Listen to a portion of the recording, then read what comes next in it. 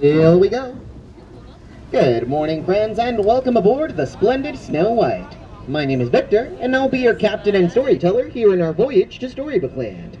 Like Princess Tiana, we're almost there. But first, please remain seated with your hands, arms, feet, and legs inside the boat at all times, and please keep an eye on your little ones so that our story doesn't take any unexpected turns. Now, you folks are in for a whale of a time as we enter the jaws of Monstro, the same whale that swallowed Pinocchio and Geppetto. But Hakuna Matata, friends, it means no worries, and Monstro here is just showing us the way to a magical place called Storybook Land.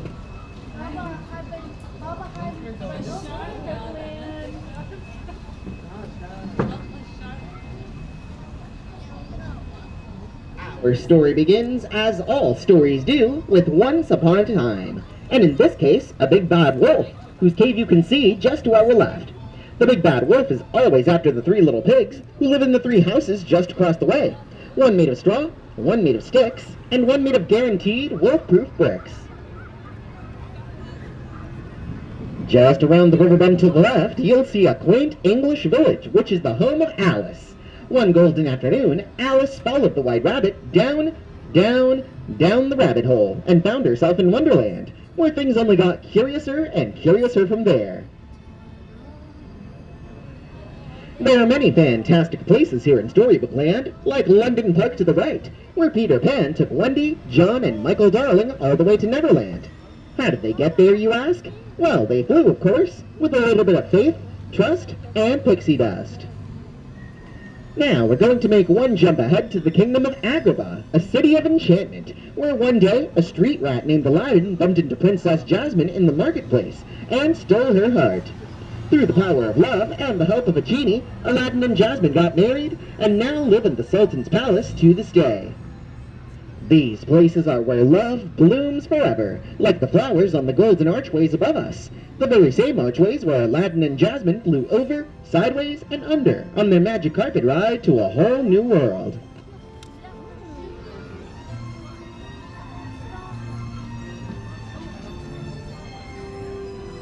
While these stories are filled with love and light, they also have their dark places as well. Places of mystery, like the Cave of Wonders just up ahead. Its treasure is bound by a curse which can only be lifted for the diamond in the rough. Legend has it that if you free the genie of the lamp, then he will grant you 3 wishes. Now if you ask me, you ain't never had a friend like him. Speaking of wishes, Snow White had a wish of finding a safe place to escape from the evil queen, and the 7 dwarfs provided for her in exchange for her kindness, allowing her to stay in their cozy forest cottage over to the right. Cinderella had a wish of attending the royal ball, but her wicked stepmother forbade it, and left her behind in the blue-roofed chateau to the left. The fairy godmother granted Cinderella's wish, but when she failed to leave the ball by the stroke of midnight, her carriage turned back into a pumpkin, which you can still see on the tiny bridge just up there. While magic has its limits, true love does not, and now Cinderella lives happily ever after with her prince in the castle.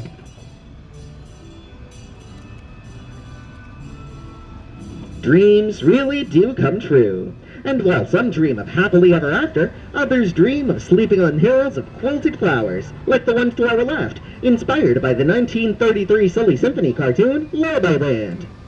There's magic everywhere here in Storybook Land, like the magic that keeps these miniature plants forever young, thanks to the garden fairies from Pixie Hollow. It's magic like this that inspires stories the world over. Stories like the Tangled Tale of Rapunzel. From atop her secluded tower, the lost princess herself once wondered, when will my life begin? And with the help of Flynn Rider and her trusty frying pan, Rapunzel was able to have the best day ever and live out her dream of seeing the floating lanterns. Now, just up ahead to the left, you'll see the stately manor of one J. Thaddeus Toad, or as we like to call him, Mr. Toad. Unfortunately, friends, it looks like Mr. Toad isn't home right now, as he's likely away in his motor car on a wild ride to nowhere in particular. And just beyond that is the kingdom of Arendelle, the home of Anna and Elsa. When they were young, Anna once asked Elsa, "Do you want to build a snowman?" And together they built Olaf, and he likes warm hugs. In the future, Elsa's ice magic brought Olaf to life, and he taught both sisters that some people are worth melting for. Straight ahead is the Alpine Village, which is the home of the woodcarver Geppetto. Geppetto once wished upon a star for his puppet to become a real boy, and after Pinocchio rescued him from the jaws of Monstro, the Blue Fairy granted that wish, no strings attached.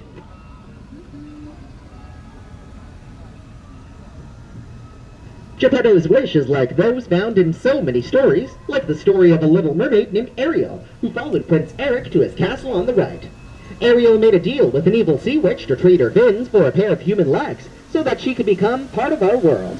Hers is the story that follows in the shadow of her father, King Triton, in the underwater city of Atlantica to the left, and spills out into adventures that ultimately end, as all stories do, with a happily ever after. Now, it's time for us to close the book on our story, friends, so please remain seated with your hands, arms, and fingers inside the boat. On behalf of all of our storytellers here at Storybook Land, we hope that you reach out and find your happily ever after, and continue to celebrate happy as you enjoy the rest of your wondrous journey here at Disneyland.